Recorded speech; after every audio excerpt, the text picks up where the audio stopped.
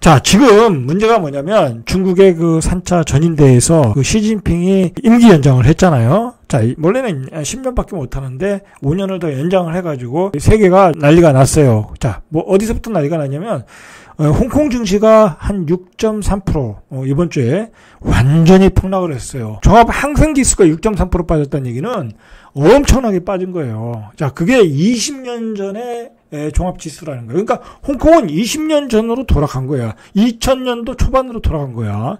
물론 저는 조금 샀어요. 이 항생지수 ETF를 샀는데 모아 나가는 거죠. 뭐 이런 기회가 많지 않으니까. 중국 역사를 공부하다 보니까 굉장히 저평가되어 있다 하고 사는 거겠죠? 그러니까 역사 공부를 하면, 그런 배팅도 가능하다는 거예요. 예를 들어서. 자, 그러면서 이제 무슨 현상이 나오게 되냐면, 중국의 부호들이 탈중국을 하고 있다는 거야. 얼마 전에, 작년 알리바바의 마빈 회장이 뭐 활동을 못하고 있잖아요? 알리페이인가요? 뭐 그 회사 상장도 못하고 있고, 그때부터 이제 중국의 이상 신호가 들어온 거죠. 어떤 공동부유론이라는, 그런 공동부유론 때문에 어떤 그 중국의 부자들이 압박감을 가졌는데 이 전인대에 대해서 시진핑이 이제 연임을 하면서 이제 더욱더 시진핑이 그들이 원하는 정책으로 강하게 밀어붙인다. 공동부유론을 강하게 밀어붙이고 사회주의 정책을 강하게 밀어붙인다고 해서 중국의 부자들이 잘하기 시작했다는 거예요. 그래서 상하이에 있는 고급 주택이 하루아침에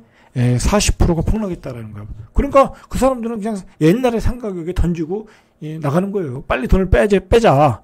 자, 파이낸스 타임즈에 따르면 홍콩과 중국의 초고액 자산가들을 고객으로 둔 데이비드 레스펀스라는 변호사가 시 주석의 집권 연장으로서 수십 년간 중국 경제와 함께 번창했던 중국의 슈퍼리치 기업인들에게 어떤 티핑 포인트, 전환점이 됐다면서 시 주석이 연임을 확정한 뒤에 여러 명의 고객으로부터 중국 탈출 계획을 진행하라는 지시를 받았다라는 거예요. 그러니까 자산을 다 정리하라는 얘기죠. 그러니까 중국 부호들이 벌써부터 어떤 위기감을 갖고 움직이기 시작했다라는 거예요. 중국의 변화는 이렇게 시작이 되고 있는 거예요. 틱톡을 운영하는 중국 바이트댄스의 장임이 경영 일선에서 물러난 후 중국을 떠나 싱가포르에 살고 있다. 이민을 간 건지는 확실하진 않지만 그는 중국에 머무르고 있지 않다라는 거예요. 마빈이 당하는 꼴을 보니까 중국에 살 수 없겠죠, 장이민이. 자, 그리고 지금 이제 공동부유론의 타겟가 그거잖아요. 이거 인터넷 플랫폼 회사들이잖아요. 장이민도 싱가포르로 이사 갔다라는 거예요. 중국의 부자들이 다 싱가포르로 가잖아요. 그러면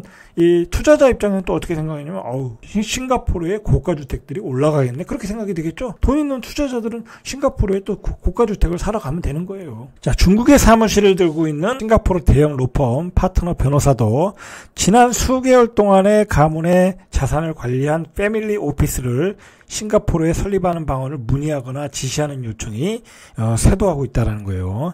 최근 홍콩에 대한 본토의 통제가 강화되면서 중국의 자산가들이 싱가포르로 눈을 돌리고 있다. 이런 기사들이 지금 나오고 있어요. 우리가 그 중국의 권력을 알기 위해서는 등소평 이후의 권력을 알기 위해 세 가지의 권력층을 이해를 해야 돼요. 자, 일단은 그 옛날에 혁명 원로들이 있겠잖아요. 중국의 그 혁명 원로들, 모태통부터 시작된 그 혁명가들의 자손들이라고 봐야 되겠죠. 그 자제들, 그 사람들은 이제 공산 사상이 굉장히 철저한 사람들이라고 그러잖아요. 자, 그 사람들을 태자당이라고 그러는 거예요. 시진핑의 그 조부가 바로 혁명 원로였다라는 거죠. 자, 그런 그룹이 있고, 그 다음에 요번에 전인대에서 쫓겨난 후진타오 같은 사람이 공산주의 청년단의 어떤 그 수장이었고, 그리고 옛날에 전 주석이었던 장쩌민은 상하이방, 정계, 재계의 인맥이 막강한 가장 그 자본주의적인 그 스타일이겠죠, 장쩌민이. 자, 이렇게 세 가지 이 어떤 권력의 당이 있었다라고 보시면 돼요. 근데 전인대에서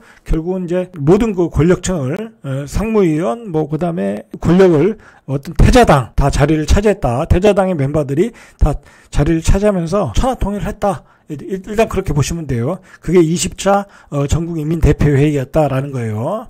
자, 시진핑이 결국 이제 중심 집권을 위한 어떤 토대를 마련했다라고 보시면 되겠죠. 시 주석이 만드는 체제가 가만히 보면 이게 북한하고 비슷해요. 북한이 그 유일 영도 체제잖아요. 김정은을 중심으로 한. 시진핑도 상기 연임하고 그다음에 나가는 게 종신 집권이잖아요. 자, 그런 식으로 갈 가능성이 있다라는 거야. 자, 그렇게 되면 이제 중국과 북한이 외교적인 밀착을 강화할 거 아니에요? 그리고 지금 중국과 러시아도 또 밀착을 하고 있죠. 자, 우리 입장에서는 굉장히 피곤해지는 거예요. 지금 한반도 지정학적 그 문제에 있어서는 우리 입장에서는 굉장히 경제적인 면, 뭐 외교적인 면, 군사적인 면으로 굉장히 피곤하고 어떤 위기를 가져야 되는 시기가 왔어요, 지금. 자, 이게 전쟁이라는 게 그렇잖아요. 북한과 남한 간의 어떤 그 문제가 발생해서 터지는 것보다는 주변 강대국의 어떤 이권 싸움에 의해서 터지는 경우도 있거든요. 타의적으로. 그렇게 되면 피곤한 거잖아요. 그럴 가능성도 있다라는 거예요, 지금. 주변 국가들의 어떤 정세를 보면. 자, 이런 영향으로 지금 막 뉴욕에 상장한 중국 주식들 있죠? 그냥 연일 폭락을 하고 있어요. 아주 그냥 뭐 몇십 %씩 폭락을 하고 있어요. 그래서 중국 부호들의 재산인 한 50조가 날라갔어요, 지금. 이제 뭐 중국은 투자할 가치가 없다. 미국의 자본가들이 볼 때는 중국 주식에 대한 매력이 없어지는 거야. 그래서 막 던지고 있어요, 지금. 홍콩도 던지고 있고. 자, 요번에 이제 전국인민대회에서 나왔던 얘기가 대만 통일은 반드시 실현할 것이다. 무력 행사도 시사를 했어요. 어떻게든 통일할 것이다라는 거예요. 자, 이게 시진핑은 제2의 푸틴, 종신집권의 길로 가잖아요. 자, 그래서 푸틴, 김정은, 시진핑 이렇게 세 사람을 성격이 좀 비슷하잖아요. 위일영도 체제, 삼형제로 보는 거예요. 1인 독재 시대. 자, 그러니까 우리 주변에는 이렇게 세 명의 아주 그 이상한 독재자들이 이게 정권을 잡고 있는 거야. 지금 푸틴이 일을 저지른 걸 봐요. 뭐 우리가 상상을 초월할 정도로 일을 저지르고 있잖아요. 우크라이나에서.